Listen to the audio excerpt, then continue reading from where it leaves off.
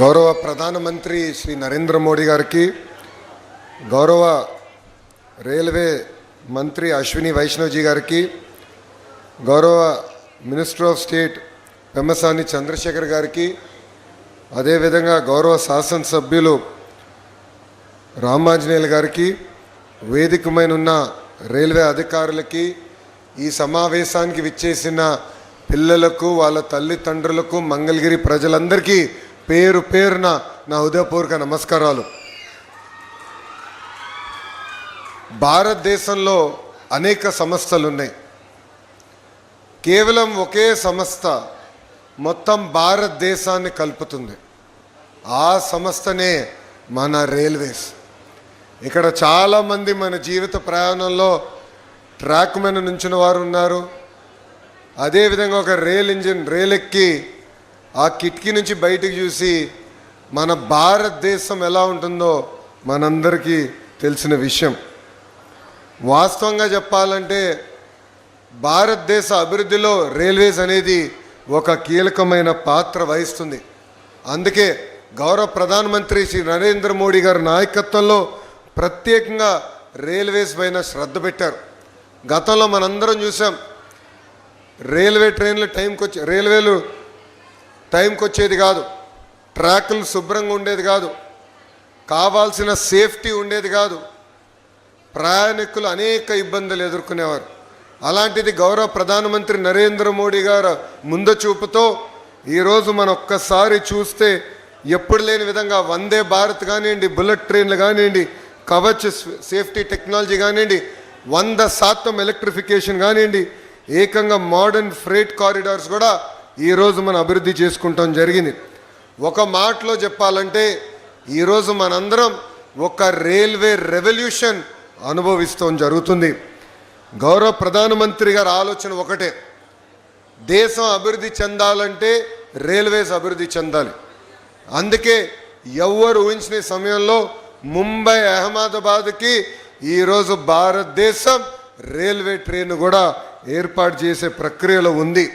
ఇంతేకాదు, ప్రపంచంలో ఎక్కడ లేకపోయినా హైడ్రోజన్ ట్రైన్ రీసెర్చ్ కూడా మనం చేస్తున్నాం.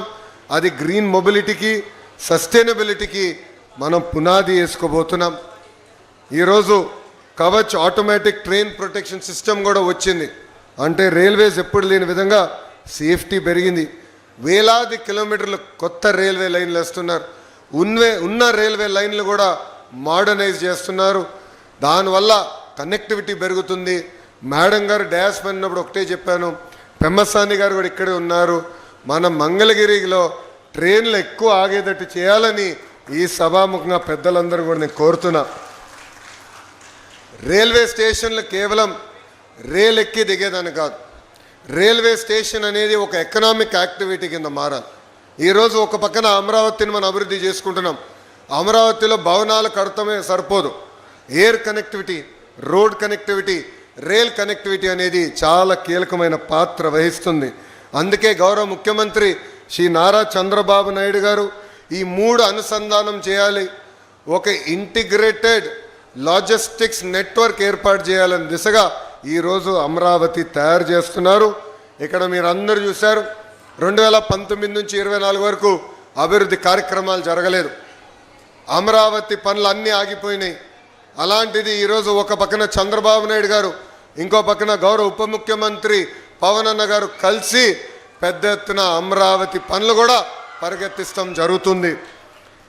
మనందరి లక్ష్యం ఒకటే, అమరావతి అనేది ఒక గ్లోబల్ సిటీగా తయారు చేయాలని.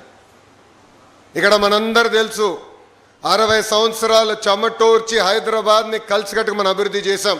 అలాంటిది 2014లో కట్టుబట్టలతో మెడబట్టి మనం బయటికి గెంటేశారు. ఈరోజు నేను ఎప్పుడు హైదరాబాద్ చూసినా అసూయపడుతున్నా. అక్కడ ఎయిర్పోర్ట్ కానీ, రైల్వే స్టేషన్ కానీ, ఆ ఐటీ టవర్లు చూస్తే నాలో అసూయ ఉంది. ఆ అసూయ నాలో కసి పెంచింది. ఎస్, ఆంధ్ర రాష్ట్రం కూడా దక్షిణ భారతదేశంలో నంబర్ 1 రాష్ట్రంగా మనం కలిసికట్టుగా తీర్చిదిద్దగలుగుతామని. డబుల్ ఇంజన్ సర్కార్ అనేది చాలా అవసరం. కేంద్రంలో నరేంద్ర మోడీ గారు, రాష్ట్రంలో చంద్రబాబు నాయుడు గారు ఇద్దరు కలిసికట్టుగా ఆంధ్ర రాష్ట్రాన్ని అద్భుతంగా అభివృద్ధి చేస్తున్నారు.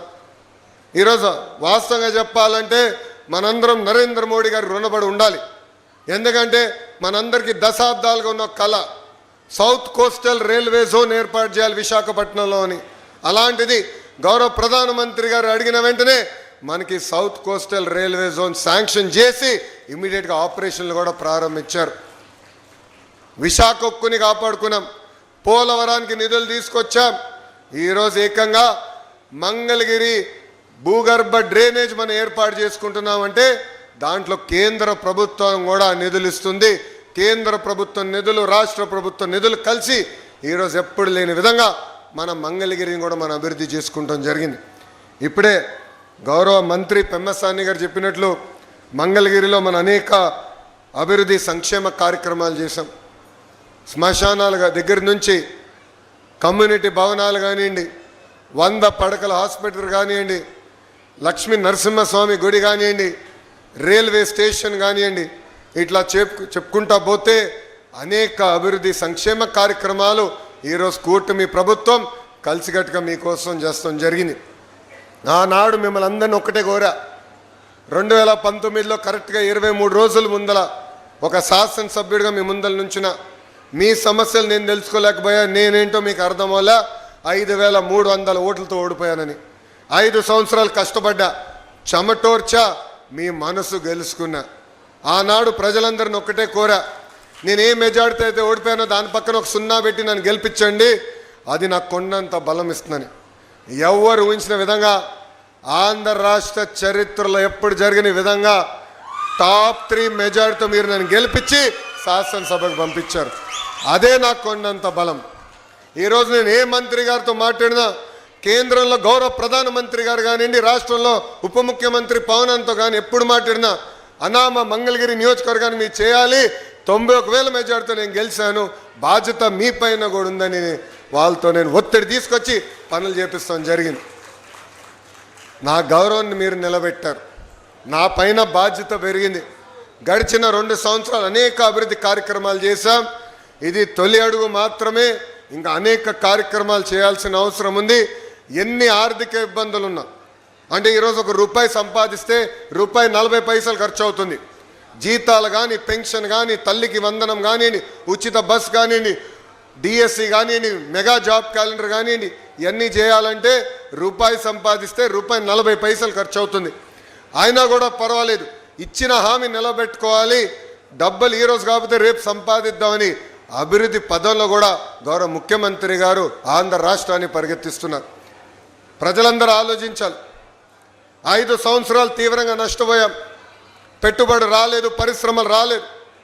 అలాంటిది ఆగిపోయిన పనులన్నీ తిరిగి ప్రారంభించాం.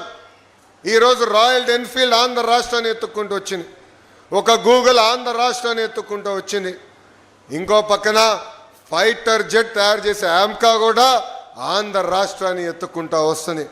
ఇప్పుడే గౌరవ మంత్రి గారు చెప్పినట్లు ఇంకొక 3 సంవత్సరాలు నిరుద్యోగ యువకులు పక్క రాష్ట్రాల వైపు చూడాల్సిన అవసరం లేదు. పక్క రాష్ట్రంలో ఉన్న నిరుద్యోగ యువకులు ఆంధ్ర రాష్ట్ర వైపు చూసే విధంగా ఈరోజు పెట్టుబడులు, పరిశ్రమలు తీసుకొస్తున్నాం.